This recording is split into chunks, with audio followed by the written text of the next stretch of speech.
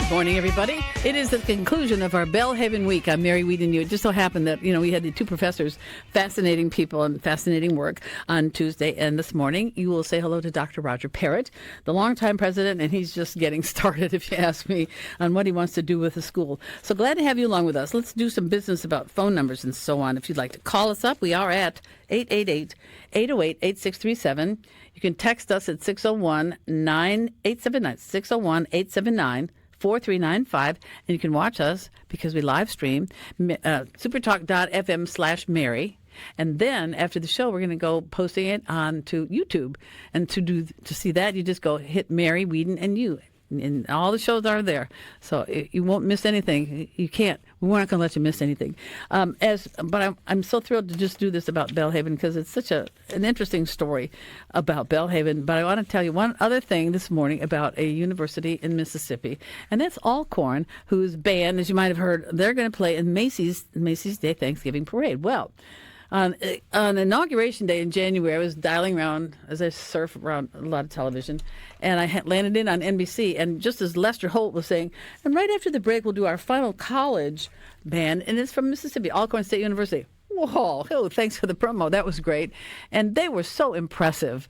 And, impressive anyway. And then they had, I guess, like everybody, they had to compress themselves and work into the confines of where it was they were having to play. But gosh, they were terrific. They were absolutely terrific, and hooray for them. And so now they're going to be in Macy's. I think that's pretty cool. Congratulations. Extremely excited about the opportunity. It reminds me of when we, as a baseball team at Ole Miss, went to L.A. for a tournament, and our coach had coached at Pepperdine, and so he wanted to show us around L.A., and we went to Rodeo Drive in the bus, and all of us got off in like boots and stonewashed jeans and T-shirts and looked around, and we're like, where are we?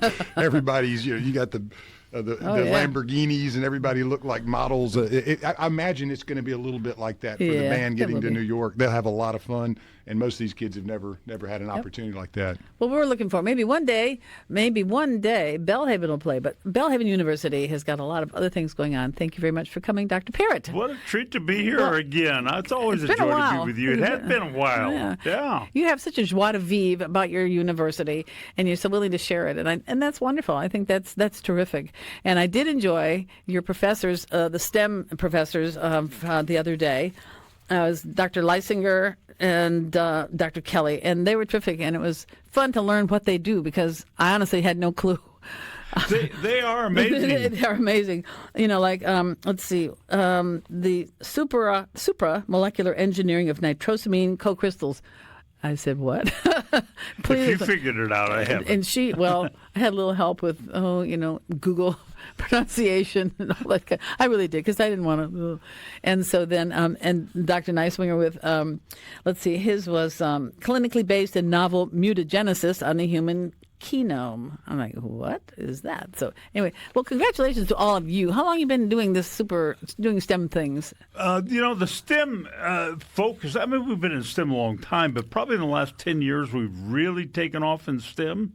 And, everybody knows us for the arts. We're one of only 36 schools in the country, nationally accredited in all four of the major arts. Really? Music, theater, visual art, and dance. The only one Mississippi is Southern, and then you got schools like Ohio State and University of California, and Juilliard, and Belhaven. So, we're pretty significant in the arts, but we decided to put the STEM focus in really high gear about 10 years ago, and it has gone great. We've got a new engineering partnership, Mississippi State.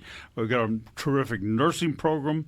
Of course, our track record in students in medical school is out the roof. Really? And our undergraduate was recognized by the White House a number of years ago for innovation in teaching. And those faculty members are remarkable because they are doing some significant research, but they're really there for the teaching. We don't hire for research. We hire for teaching. And the research is kind of the bonus. So they got a nice big grant. You got a big grant for that. That's we like first that. Ever? Yeah. We don't go after a lot of big government grants. That's not how we're driven like a lot of schools. But I was so glad they got it because they are people worth investing in. Absolutely, and they just they love their school, obviously, and they love what they're doing. And I asked if they ever interact, and there are times when they can help each other with what they do.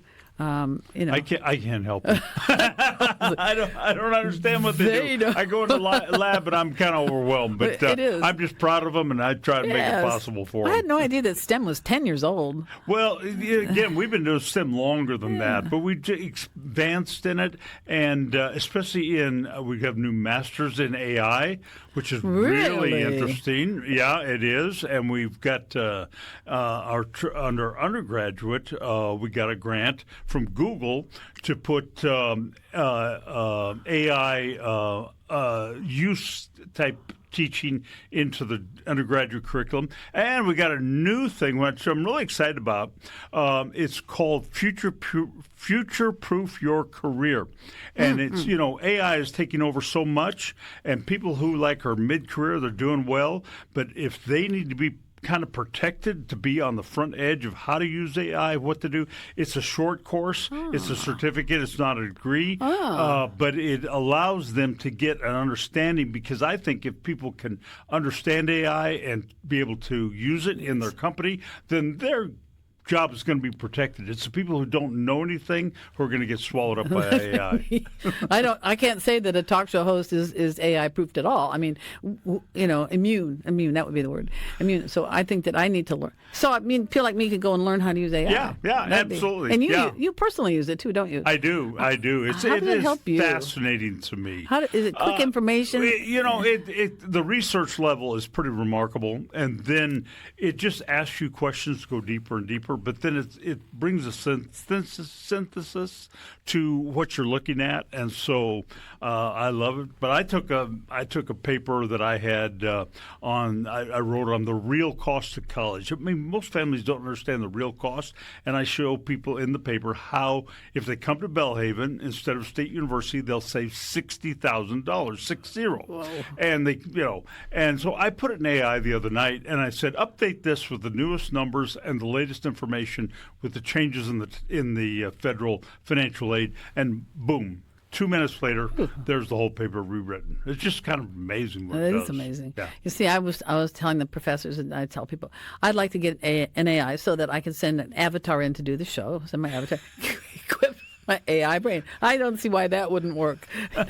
Well, my daughter's a voice actor, and she's not happy about AI because they are getting replaced by AI in Audible, in voice acting, and other kinds of things. I don't think that anybody could replace you, Mary. You're one of a kind. Well, thank you very much. But I had also thought in the past that I would like to narrate books. Well, that's a big deal. You have to have practically a whole studio to do that. But boy, AI will just take that over. It does, yeah. That's what Madison does, and it is kind of scary. Does she narrate books? She narrates. Yeah, she's got a couple of audio books.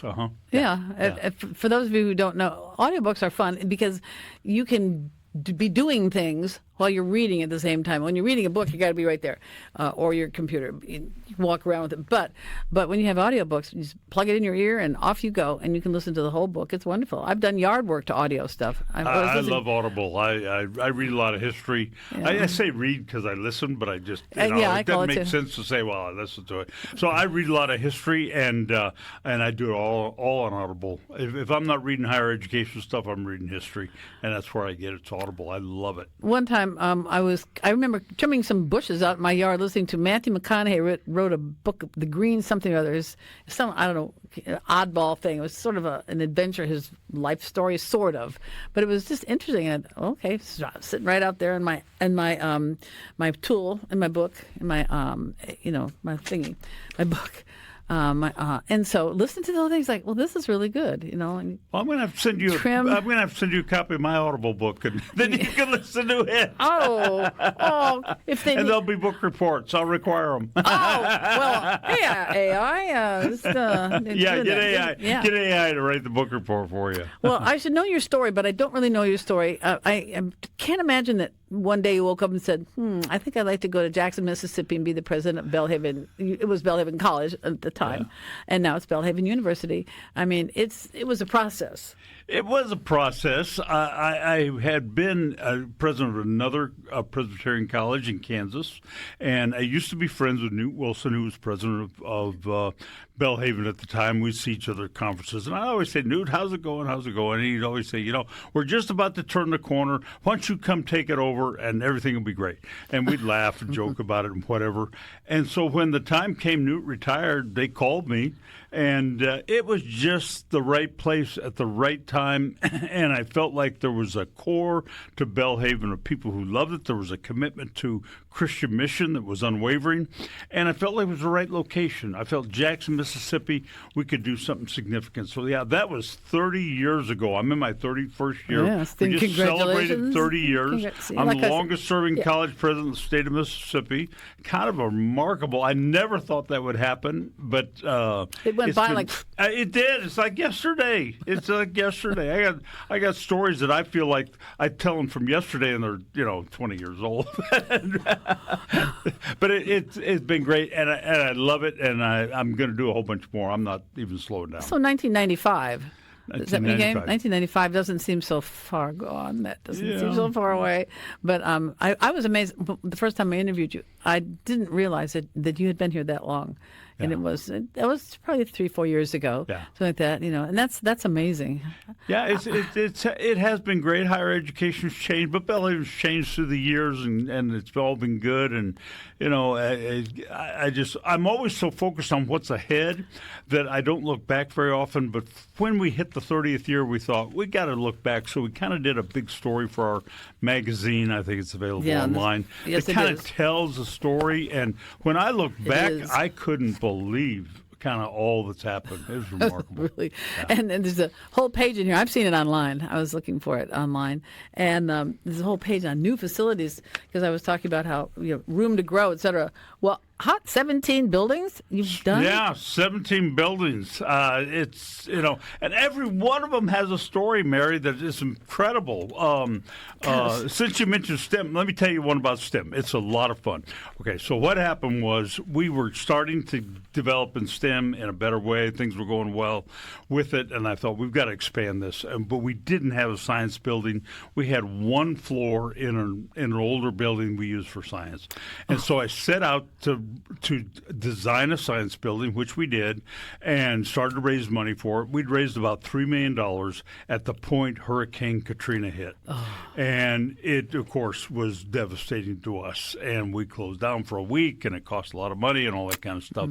And I remember meeting with the science people, and I said, there's no way we can go ahead with this building. I'm really sorry. We're going to have to stop, and we can't build it. Well, about 2 years later, we had an old main building that's 125 years old. There was a leak in it. And the foundation of that building was not on a regular foundation. It was on solid packed sand. And when the leak went down, it eroded the sand, and the building started to fall down. And so this building, which we needed desperately, it was a bunch of offices and stuff, and the building's cracking. And I remember the city inspector came, and he said on a Friday, met my office, and he said, you need to be out of that building now. And this was like the middle of the fall. And I said, well, really? And he said, oh, yeah, you got to be out of it now. And I said, okay, let's get through this academic year and we'll get out. And he said, no, you got to get out of it now. I said, well, it's October. Let me at least get through the semester and we'll get out. He said, no, you got to be out of that building Monday. It's going to fall down. And I remember being at the football game that next day, and I brought my team together, and I said, we got to move out of there this weekend. And we got a plan. We moved everybody out. So we had this empty building. Well, I know that empty buildings are like a death blow to campuses. We had to do something. Well, long story, the insurance gave us about $1.5 million. We raised some money, whatever. We rebuilt this old building as a science building. It did not fall down. And it fell down. We took the whole thing down. It fell down, and we rebuilt it. But it still looks on the outside like it was 125 years old.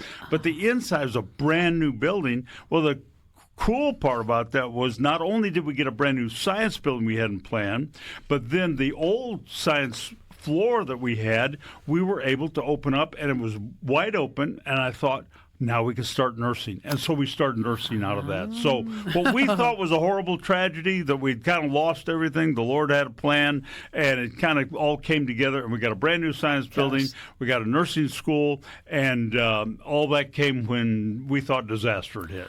Wow. Oh, my gosh. What a story. Well, the nursing school, how far do you go? Can you go to RN? You can go all the way up to RN? You can go to RN, and our nurses get great jobs. I mean, they got a great reputation, and the program's really strong. We got a new dean. The enrollment went up a third this fall, and people are dying to get a nurse. I think there was a lot of backing off of nursing after COVID. People kind of got afraid, and now it's kicking back in again. And so we expanded our nursing program significantly. I know UMMC is expanding their nursing program.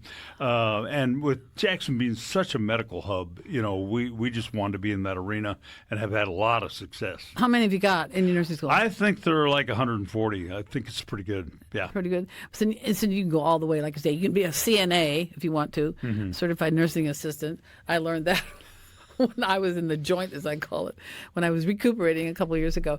But so you go from CNA all the way up to RN if you want to. Yeah, we can do RN. We can do RN to BSN. So a lot of students come out of community college, want to get their BSN so they can go into supervision, that kind of stuff. And they can do that with us, so they can do that online, the RN to BSN. Well, when are you going to get a veterinarian school? It seems like you have just about everything else but that. I mean, gee, Liz. That one's above where I'm going. That's above your pay grade. I'll let Mississippi State handle that, and they do great with it. And they love our students when we send them to be vets. So. Yeah. But it's hard to get into. Vet school is competitive. Well, you have to know everything. I mean, you can't just be, a doctor who does, quick little things. You have to do everything, just about. And so it's a long haul, and it's a big deal. It's a very big deal. Well, it is. It is. So you're not going to encroach on their time. No, we'll let Mark and Mississippi State handle that one. They're really good at it. And they have not been at it all that long either. Here we go. We're up on a break already, right? Wow, that went by fast. The first segment just flew. We got Dr. Roger Parrott with us. He's the president of Belhaven University. It's always a delight to have you with us, and we'll be back for more. So stay where you are. I'm Mary Wieden You. Back on Mary Wieden You, we got Dr. Roger Parrott, president of Belhaven University, right here with us. And if you'd like to talk with him, it's real easy, 888-808-8637, but easier yet for so many people who like to text, 601-879-4395. And you can watch us because we're live streaming at supertalk.fm/Mary. And you can catch us on YouTube anytime, any day. And it's just go to Mary Wieden and You. Now, it's funny. We load them when we do them. So you'd think there's be chronological order. They're not in chronological order. It's however YouTube fits them in. And they have their own commercial breaks in there. They just sort of go to them. Lance takes them out, but they put in their own stuff. I get very frustrated. I send YouTube emails pretty regular going, could you send me an ad that's pertinent, please? No, I don't want pink salt and all that. Just get me, send me a lawnmower ad or something. Something we can use. Now, we got something to give away today, don't we? You do. We need to give away one of the Magic Lights, Brandon, tickets. Okay. So, and that'll be a carload of folks. It's a good deal, free, and we can make I say a safe load, a safe carload, because you got to have everybody in a seatbelt. Not a bus load. No. Yeah, and everybody needs to have a seatbelt on, right? Yes. They need to fit in there. Yeah, you can't put 15 kids in. No laps or anything like that. But you got to be. Okay, so you want to make it the third? Sure, make it the third text. Third, and use the word magic. Okay, you got it? There we go. And the number, once again, the number is 601-879-4395. Nailed it twice in a row. Wow, I read it. I know. I love to read it. I have to look at it. It's just not a number that's easily memorized. Anyway, so be the third texter, and Lance will get you lined up with that. It's going to be the lights. The Magic Lights and Brandon. Are we doing a turkey too today? No, not today. We've given the turkeys. The next one will be hams. Oh. We're caught up on turkeys, and so we'll have the hams starting, I believe, next Tuesday. Okay, but we're or next Friday. Do we have two lights today, or we got lights, just one today. Okay. And we'll be giving those away each show. We had to catch up on one on Tuesday that we had missed Friday, so we got that covered, and so we'll have Magic Lights tickets to go until the. Basically over the next couple of weeks. Okay, folks. Good to know. So go ahead and do that. And be the one. So we were talking about buildings. This is what's interesting what you said about Fitzhugh Hall. And you can see, by the way, you can see the list of these new facilities in their magazine. And you can get the magazine online, the Tartan.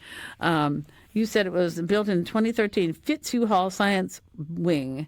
And what was the deal? It looks like it's older. And I said, oh, you just put some white paint on it, right? Yeah, No. we built it back to the original because those buildings were built in 1891, I believe. Whoa. And so we've got two parallel buildings that look historic. I mean, one is that old. This one looks like it's that old. So we built it back there, but on the inside, it's state of the art. But the bricks made it through at the time, and they made it through the falling down of the building. Yeah, well, some of them, I mean, the bricks new, but the buildings originally were brick, and then they had a fire back in 1910, 1911, big fire on that building. And after the fire, the bricks were all singed, and so they just painted the buildings white. So I've got one of the original bricks that shows the fire damage on it, but the buildings are white because they were trying to hide up for the fire. Wow. But these bricks were painted over. These are new bricks that got painted over. Yeah. Oh, okay. Yeah. Because I thought, well, that would really be a strong brick. Because, one of the big things in housing was a few years ago getting old Chicago bricks.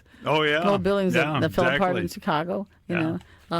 So what other of the 17 buildings that you have been responsible for building? That's pretty amazing. What are some of these other buildings? Some of these buildings have remarkable stories with them. I think one of my favorites, along with the STEM building, is the Arts building, the Center for the Arts, which is that was back in 2002. It's up on Riverside Drive. A lot of people know it. The symphony performs there often. We have a lot of activities there. Our chapels there and other things. But what happened was we were growing in the arts. As I said, we're one of only 36 schools in the country, nationally credited in the arts, but it takes great facilities for that. And we really didn't have a place for music and for theater. And so we had the architects in, we drew the plan, and it was terribly expensive. I don't know, it was like $25 million for phase one, and I've been around colleges long enough to know if you have phase one, you're never going to build phase two, but you need phase two, and everybody's dissatisfied.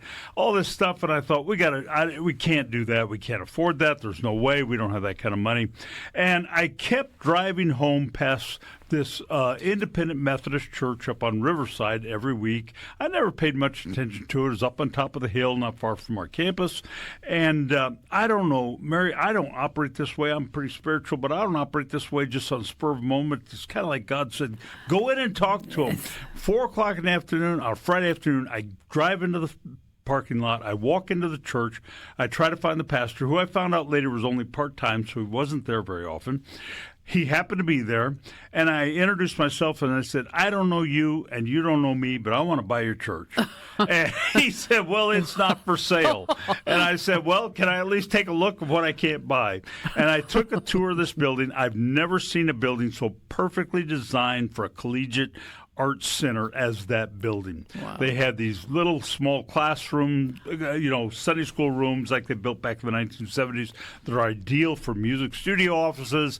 They had a beautiful sanctuary, which acoustics remarkable, wolf stained glass windows that are gorgeous, all this stuff. They had a big gym that makes a perfect black box theater for us, all this stuff. So we started a discussion. They thought it would take 7 years before we could buy it because they had older people who wanted to have their funeral there and all that. Long story short, 7 months later, we owned that building.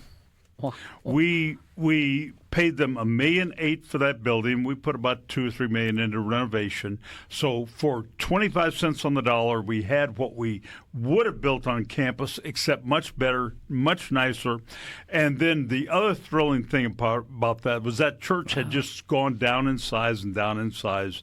And, it was a church that kind of pulled out from the Methodist downtown and they didn't really like the racial integration much, and it was a problem. So when we had the first chapel, I spoke in the first chapel and preached that day, and I invited the church board to come. Now, we are an ethnically very diverse institution, and we've got lots of students of color and white students and all kinds of students, which is great. And so I came down at the end of that service. Of course, it was packed. The place was packed to the rafters, and students were excited, and everybody was. And I came down. The chair of the church board's got tears in his eyes. He said, I prayed for 30 years God would fill this church. He said, I never expected it to happen this way. And so we fulfilled their dream. They fulfilled our dreams. And it's just been a fabulous facility for us. We never could make it. But then we still didn't have room for dance, and we didn't have room for art, which were two other of our big majors. And so I don't know if you remember Mr. Stuart Irby, who died a number of years ago, but he was a good friend of Belhaven. And although when I first came to Belhaven 30 years ago, he called me. Those of you who know him know he's very direct, and he's a really interesting guy. He calls me on the Thursday before I start on Monday, and he says, welcome to Jackson. Glad you're here. He said, my son, who was chair of the board, he said, he's interested in Belhaven. He said, I'm not ever going to give you any money, so don't ask. I said, okay. I'm glad to meet you too. Well, eventually I got to know him well. I had him on campus one day, and he said, this lawn sure need attention. I said, well, I need some money to fix them up. He said, how much? And I said, about $10,000 for mower. And he said, okay. Well, over time, he would make wonderful gifts. Oh. And Mr. Irby was so generous because he'd never designated for anything, and he'd always just drop it by. So he came by my office one day and left $1 million check on my desk. Wow. Which was remarkable. Whoa. So never gonna get you a cent. Yeah. Okay. So this was like in October, and so I get a call from his sons on the Monday before Thanksgiving that same fall, and they said, we're trying to sell the company, we're trying to make changes and all. And he said, we got in an argument last night over an insurance policy on Dad. And he said, we stopped and we said, wait, in this family we don't argue about money. Let's just give it to Belhaven. So he said, we want to give you this insurance policy on Dad. And I said, well, terrific, wonderful. And so he said, well, there are a couple of catches to it, and they kind of like to tease a little bit. So I said, okay, what's the catch? He said, well, first of all, it's got a $1 million buyout on it. To change the beneficiary, you got to pay that. And a $500,000 buyout. And I said, so I'm thinking, and how much is the policy? The policy was worth $6 million. Ooh. I thought, well, if we put in $500,000 now, we get $6 million eventually. Okay, that's a deal. I said, okay, we'll figure out how to do it. I don't know where I get the money, but we'll do it. He said, my brother's going to give you $250,000. I'm going to give you $250,000, so that'll cover that. I said, well, great, we're good. And then he said, I said, what's the other catch? He said, well, you got to pay the premium every year. And I said, well, how much is the premium? He says $125,000 a year.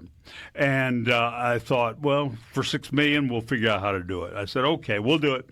And then he said, well, Dad's going to give you $1 million. He figures that'll last as long as he does. Oh. So he gave me $1 million for that. He'd given me $1 million a month before that.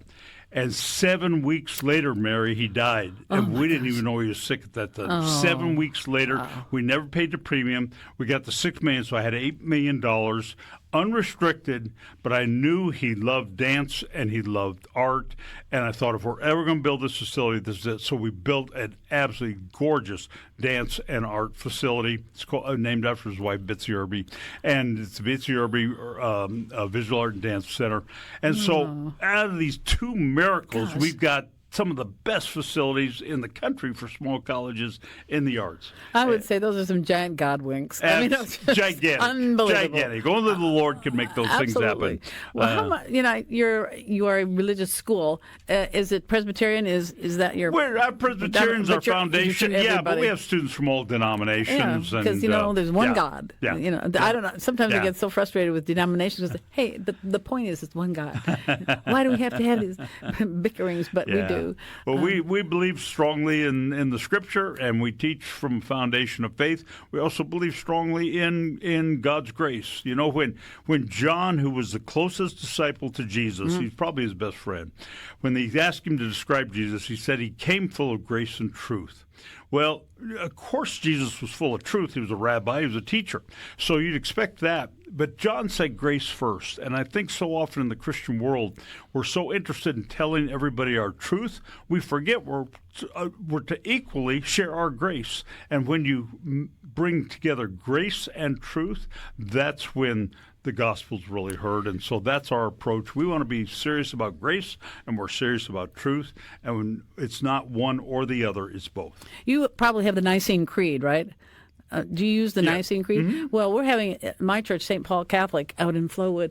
It's a church-wide study of small. We have good. small groups doing the creed. Oh, that's and I've wonderful. noticed it. I've been in other churches and I've picked them. I'm like, oh my goodness, the Presbyterians have this, or the Methodists have this. Yeah. And so, it's quite fascinating. It's one of the earliest one. creeds that holds us all together. We've got a number of Catholic students. They love Belhaven. Well, sure. Yeah. That's the big one. And somebody said to me one time, it was a Baptist minister, said, it's all about the pronouns.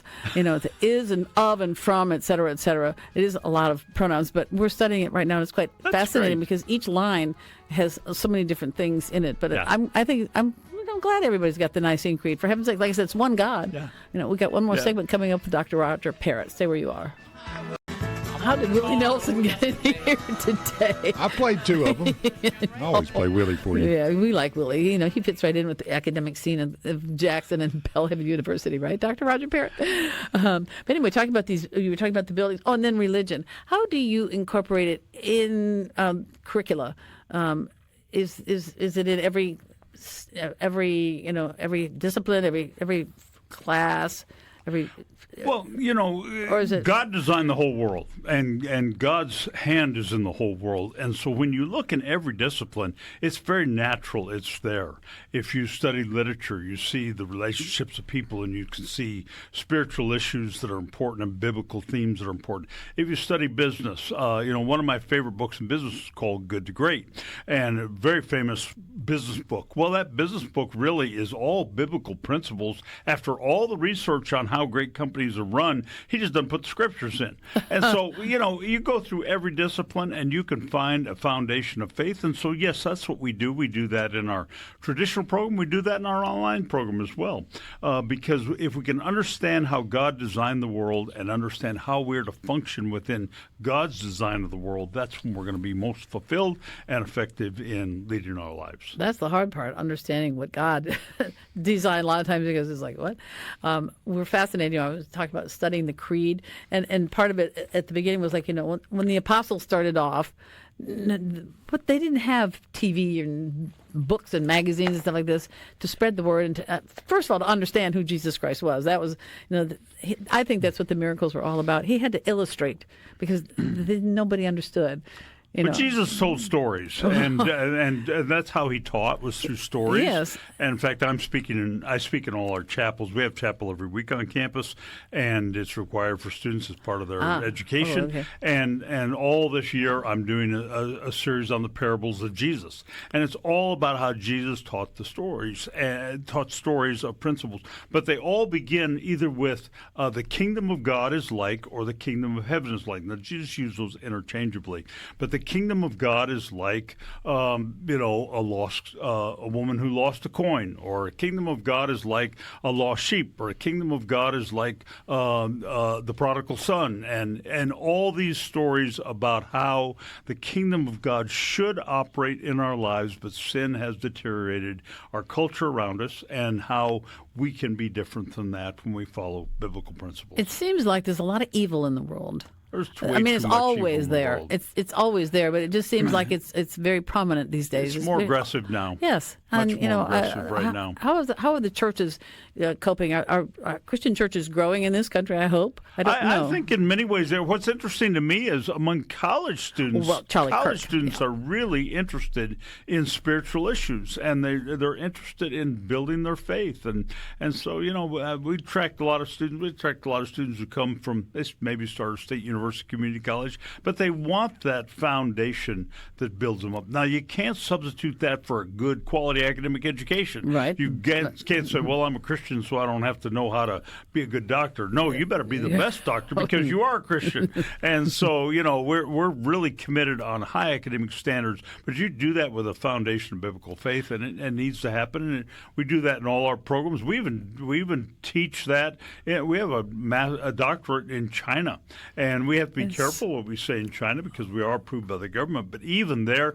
it's interesting. Our students in China who are Christians, they send us signals. They let us know that they're Christians, and they're thankful for Belhaven. Wow, wonderful. It's kind of remarkable. That's interesting. Oh, you're right. You have to be careful. Do you notice a difference in attitude on campus after the Charlie Kirk assassination? The whole Turning Point USA was big, but now that he's been assassinated, it seems to, at least, I hope it's continuing to grow. Well, it's beyond sad. It's just, the great thing about Charlie Kirk is he brought some dialogue to campuses, and so many campuses are afraid of dialogue, and that was a great thing. People can agree or not agree with him in what he said, but at least he was willing to have the discussion, and we need more places willing to have the discussion and openness and kindness to each other. We've lost too much kindness in this world, and why do we have to be so attacking on each other all the time? That assassination was, I've seen it. I saw what happened, not at the time, but, I went back and I've seen the video, and I think everybody should watch that because that is what evil does. People think, oh, there's no such thing as evil, blah, blah, blah. Yes, there is such a thing as evil. Evil unvarnished is a very horrible sight. It's awful. Yeah, it's awful. It really is. Well, do you have a Turning Point USA chapter on Belhaven's campus? We don't do political things on our campus, so we do not. Okay. But doesn't mean our students aren't involved. But, it's important to us. We want to focus on Scripture. We want to focus on academics. We don't want to be political, and so we don't take political positions as an institution. And it's I think it's been a healthy thing for us. But the religious, yes, absolutely. And are you an ordained preacher? I am. I didn't know that. I am. Know that. And I worked with Billy Graham back in the day. Really? Yeah, a lot of people. My wife teaches English at Belhaven. She was telling a story about Billy Graham the other day, and students didn't know who he was. So, life goes on, and some of the listeners may know who Billy Graham is, but he was a remarkable guy. He was humble as could be, and he was so kind to me, and I'm grateful for those years. Well, his son, Franklin. Franklin wasn't. Didn't he have a conversion or something happened? Yeah, Franklin had a rebellious teenage years. Yeah, he kind of got away from the Lord and had rebellious teenage years. But I was with Franklin in Korea about 2 years ago at a big event marking the 50th anniversary of when his father spoke in Korea to the largest audience ever for a single service, over 1 million people in Seoul, and I was there as part of the delegation for that. So, well, he's stepped up, in recent years with the Samaritan's Purse and all that. He seems to be everywhere. That's wonderful. Yeah. But so the kids, your students, they do have religious education. They do. Again, we're not going to beat them over the head with the Bible because the Scripture comes through naturally in our lives and understanding, whatever the discipline may be. So whether that's our traditional undergraduate program or, we've got all these online programs as well. And I have people who are in our online program say, it's really helped me understand Scripture and the Bible, and my life's gotten on track because, if you're doing a degree when you're 35, 40 years old, something's wrong, and you've got to get things on track. And so we price our online programs to be very accessible to those people. And so, whether it be one of our undergraduate programs online, we've got a new program online in elementary education for people who can't come to Jackson, Mississippi to be in campus. But we've got 17 master's degrees, I think, 2 doctorates now online. And it's kind of amazing what you can do online. I think COVID did help accelerate the quality of online education. And so we have this huge online program as well as what people see when they drive past our campus in Belhaven neighborhood, which I will point out is named for the university. We were not named after the community. The community was named after us. Oh, good. All right. Lance is thinking. Yeah. Did you know that? No, you didn't No, know I that. didn't know that. But That's a good. great piece of factoid there. We Thank have you. about a minute left. What are you going to do for the next 30 years at Belhaven? I don't know about the next 30, but the heck? I'd love to do another 10 because I've been a college president for 37 years. I look young, don't I? Yeah. You look like people you're 12. on the radio He can't looks like see, he's 12. but really young, and I got a lot of energy. I just can't wait for what's next, and God keeps opening opportunities. I wrote a book called Opportunity Leadership: Stop Planning and Yes. Start Getting Results. That's- So we don't operate with a long-range plan. We wait to see what God brings us. God brings opportunities, and it's just one after another. And I just can't wait to see what's next for Belhaven. That's right. I think that's the first time I interviewed you. First time I had you on the show was with the book. Right. And I think it was. Yes. Yeah. And that's, 5 years? I think it came out about 4 years ago. 4 years ago, something like that. Yeah. And we've had you on the show many times since then. And it's always a delight because you just care so much about your school. Oh, so You know what I fun mean? to You're be not back like, with blah, you. blah, blah, blah, we want to do blah, blah. You are very open, very, very well grounded. Accessible to students. I'm quite sure too. I mean, how many schools the kids go to? Well, I don't know who the president is. I don't even know who he is, or blah, blah. Wouldn't talk to me, but you talk to everybody. I don't you? love being with the students. And, speaking in chapel every week, I think, has helped my connection with students because they can see me a little bit more and I get to share with them more. But that's why we're there. We're not there to run some program. We're sure not there just to play football, although we're pretty good at it. We're there for the students and their education, and more education. Mississippi's a good thing. I'm thankful for what the governor's doing in education these days. I'm thankful for all our colleges and universities, and we need that for our future. Now, I must ask you, what is your website? I mean, the most often question. What's your website? If people want to know more about Belhaven. Belhaven.edu. Real simple. EDU for education. Yeah. Belhaven with one L. BELHAVEN.edu. There's more information there than you'd ever want to know. And there's also a great paper I wrote on the real cost of college. So families who are looking at college, get that paper. It's got a lot of great resources about making the decision about college to make it affordable. Belhaven's very committed to affordability. Thank you, Dr. Roger Parrott. Our time went by really fast, didn't it? I tell you, it's one of the quickest hours you'll ever come across. All right, everybody, have a good one. We've got the sheriff and the chief of police on the show on Tuesday. But it's all one person, isn't it? All right, have a good weekend. See ya. Here's that.